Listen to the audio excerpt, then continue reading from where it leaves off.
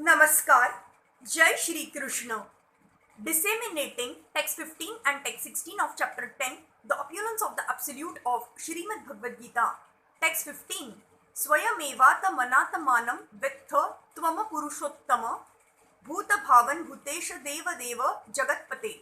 Indeed, you alone know yourself by your own internal potency, O Supreme Person, origin of all, Lord of all beings, God of gods, Lord of the universe.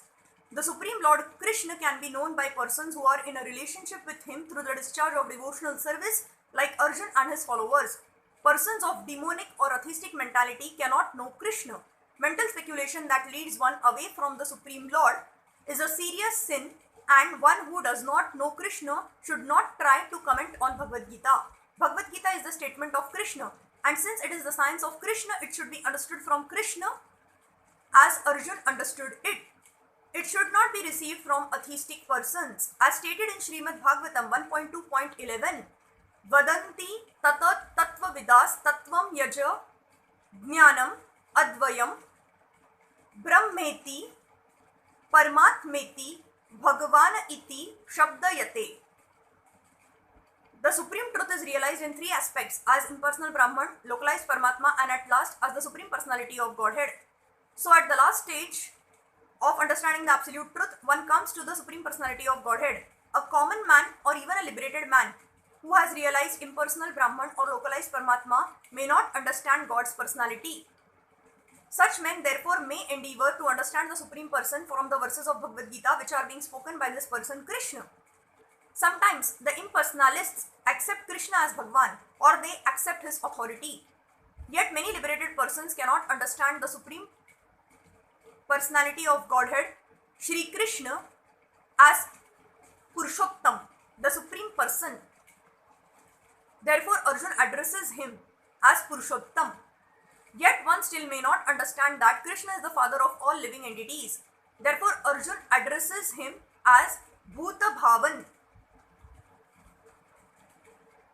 And if one comes to know him as the father of all the living entities, still one may not know him as the supreme controller. Therefore he is addressed here as Bhutesha, the supreme controller of everyone.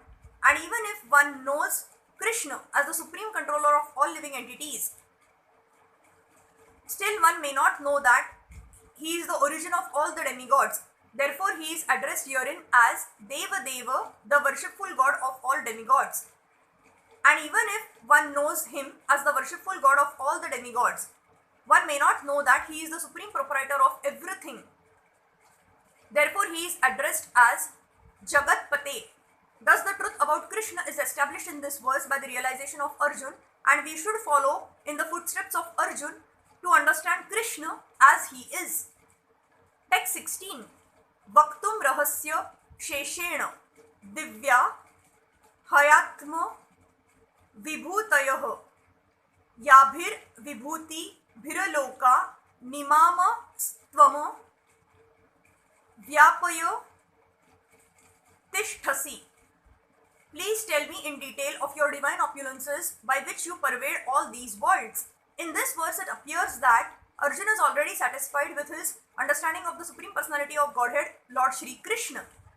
By Krishna's grace, Arjuna has personal experience, intelligence and knowledge, and whatever else a person may have, and through all these agencies, he has understood Krishna to be the Supreme Personality of Godhead. For him there is no doubt, yet he is asking Krishna to explain his all-pervading nature. People in general and the impersonalists in particular concern themselves mainly with the all-pervading nature of the Supreme.